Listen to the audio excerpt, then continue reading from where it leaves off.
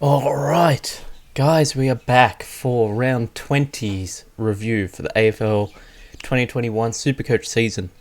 A great week, definitely needed this. I know of some scores that were higher, but I think I just hit the mark of what's top 1%, so that's great. 2686, the score, huge scores around the team. In the top 5,000, I'd say pretty comfortably. I don't see myself dropping 900 spots. It's not great. I'd prefer to be closer to 2,000, but yeah, copped a lot of injuries this year, so I'll take it. And 2 of 2 league wins, which is pretty cool, yeah, since it's finals. We'll get into the team. There we go, the winner in the finals. That's what you want to see. Laird 102 did his job against the Dogs. Kind of expected a bit less, but Bont's points dropped off, allowing for a couple more points just around the game, and Laird got his ton, so that's cool. Stewart 118. Didn't watch a single bit of that game. I only looked at fan footy, saw danger was low, and I was happy. I'm guessing he just got a lot of the ball in the back because they were against North. Actually, I did watch a little bit because my mate's brother was playing. Yeah.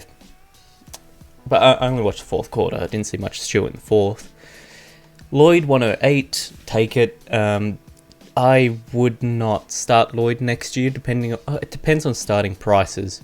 If he starts at like a comfortable, like under 550... Oh, hit the desk. Under 550, say he's like 530. I don't know what they're going to use a number for the algorithm this year. He's probably going to be pretty high up, isn't he? He's a 105 average. Maybe he's a trade in instead of start. Short 92, take it. It's surprising it's not a little bit higher, but then also Richmond are just not good anymore. Like, it's surprising how much is Dusty out. Even with Dusty in, they were kind of mediocre at best. Yeah, they've dropped off a lot. So that happened. So I don't know. It's a bit weird. I think next year, unless there's a major signing or a major change somewhere, no GWS players, no Richmond players. As far as you can go in the season. Of course, say a Whitfield situation comes up where he's really cheap and you know he's going to score pretty good, you have to get him in. People were like, oh, the Whitfield injury, you deserve it because you brought in someone that's injury prone. But at his price, he was the best available, so sometimes you can't avoid it, even if you want to. Like, I really wouldn't like to have Whitfield and Kelly, but kind of have to because they fit the price at the time. May 90, it's better than a 60 he put up last week or a 50 he put up. Bianco played on the bench, not sure how much longer he'll play, but I'd like him, even if it's a bad score, just play. If he can get his average of about 55 to 60, I'm okay with that. Because probably whoever he's covering for is going to get that score. Steele Walsh, perfect Friday night game. I watched most of that game. Steele was just tackling everyone, doing everything. It was perfect. I didn't think there'd be a higher score this round. I actually think his score was a bit lower. Should have been in the 160s. But Walsh was on the other team with the 140. I think Marshall had a 130. So there probably weren't a lot of points to go around. But yeah, that 158, that's fine.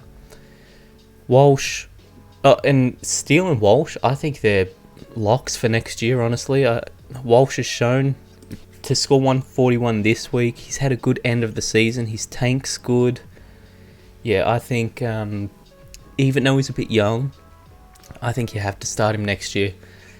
Cripps is sometimes making Walsh do worse because they can just easily tag Walsh and it kills the entire Carlton Football Club. yeah, we'll see what goes on in free agency, or trade period, I guess, for the AFL. I'm used to calling it free agency.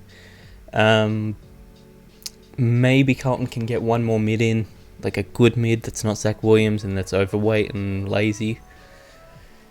Yeah, we'll have a look. McRae, I was going to captain him. I've got the captain on him because I was looking at the games before. I did take Steele. 131. That made up for Bont in a way. Obviously, would have liked more from Bont. I think he had almost a 200 last year versus Adelaide in either the regular season or pre-season, one of the two. Yeah, you really expected a bit more, and Bont's scores have kind of been dropping off. He's got 1, 2, 3 missed tons in the last 5. Yeah, that's not amazing, but should do well this week against Essendon. I don't think Essendon can do much to stop him. Brayshaw, out of nowhere. I was starting to write him off as a not late season player because his scores haven't been incredible. But out of nowhere, the 190. Definitely take it. That's fine by me. Next year, sadly still not picking him. Definitely not starting team. If the scenario repeats like this year where he was really cheap, then there's possibility for M8 again. Like this year, even though he's not actually in the M8 spot, I'd say he's the 8th best midfielder in this team. Yeah, we'll have a look.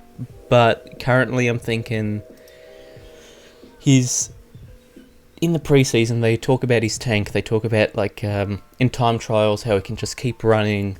They do match simulations. He doesn't even need to go to the bench. He's just on field all the time. He gets to games, and he's... I think... was it this week against Sydney? He had like a terrible time on ground. It was like 72 or 77, something like that in between. It's just not good. Just because of how much it's hyped up that he can run and all that. So we'll have a look at it. I don't think I definitely don't think he's a bad pick. I just think maybe he's a bit young to be Supercoach superstar. Lions finally put up that big-ish score I was looking for, the 121. It's been a while since his last 120. Yeah, take it. I didn't even realise that Brisbane had lost until I actually looked at the score. I just wasn't interested in that game at all.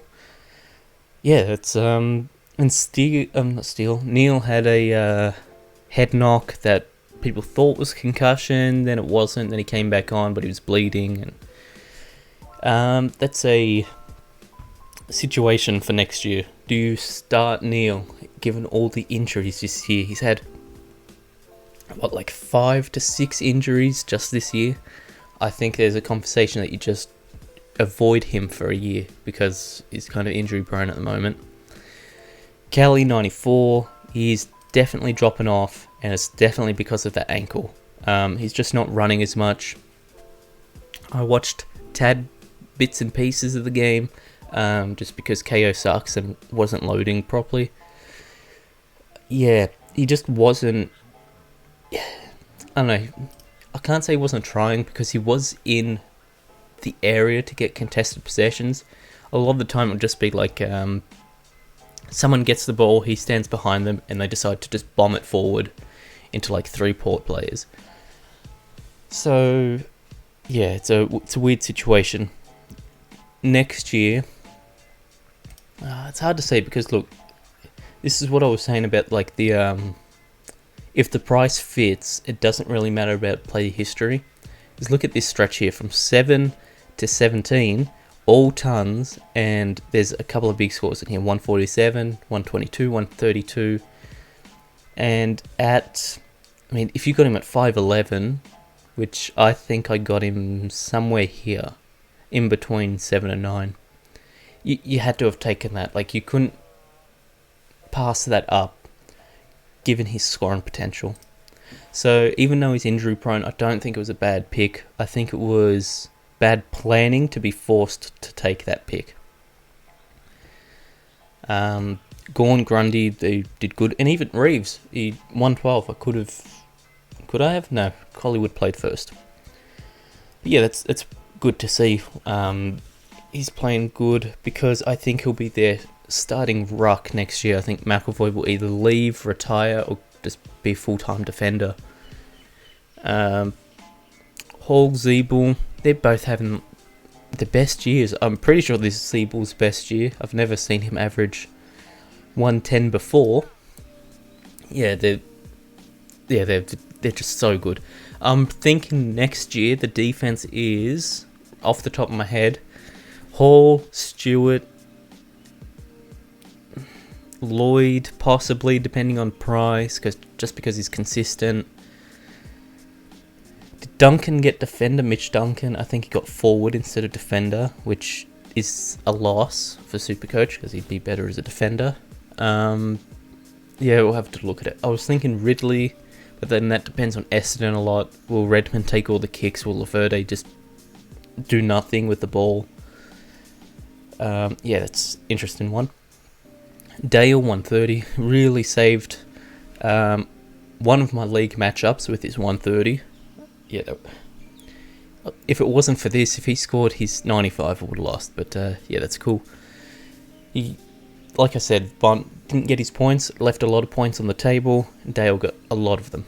I think Dunkley also got a lot. It was either him or Hunter. I get the two mixed up.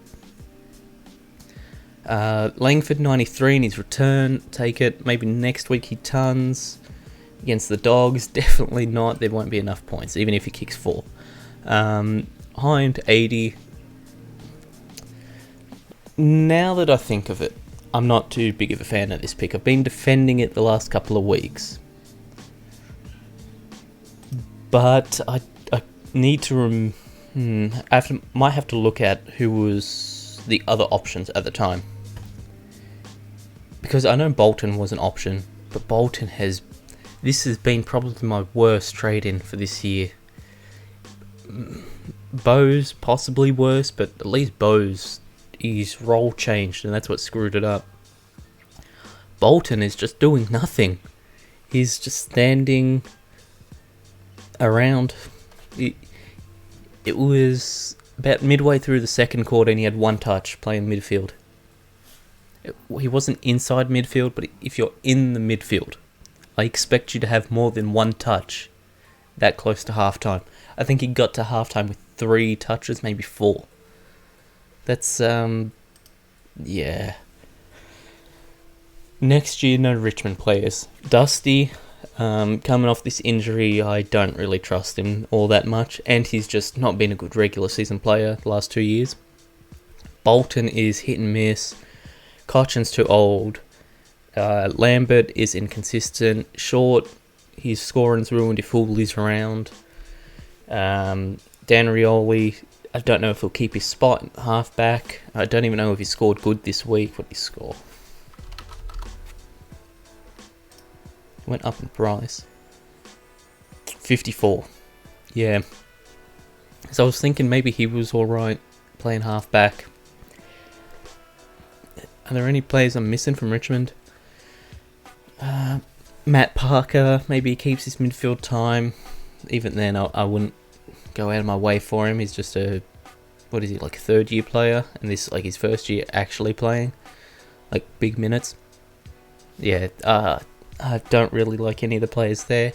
GWS, Toby Green's always going to get suspended. Whitfield, he'll get injured at some point in the year and miss weeks. This year it was the lung injury, then he had the concussion. Kelly I don't think he's missed a game this year, has he? Has he missed? 1, 2, 3, 4, 5, 6, 7, 8, 9, 10, 11, 12 was Spy, 13, 14, 15, 16, 17, 18, 19. Alright, he hasn't missed a game, but he's playing injured. So, yeah, I don't know. Might skip out on them players. But, yeah, good week. Better than what I could have asked for. Probably didn't deserve the big scores I got, because they were kind of just random ones. But, take it. Until next week, hope you all won your league finals matchups. See you all next time. Tasty out.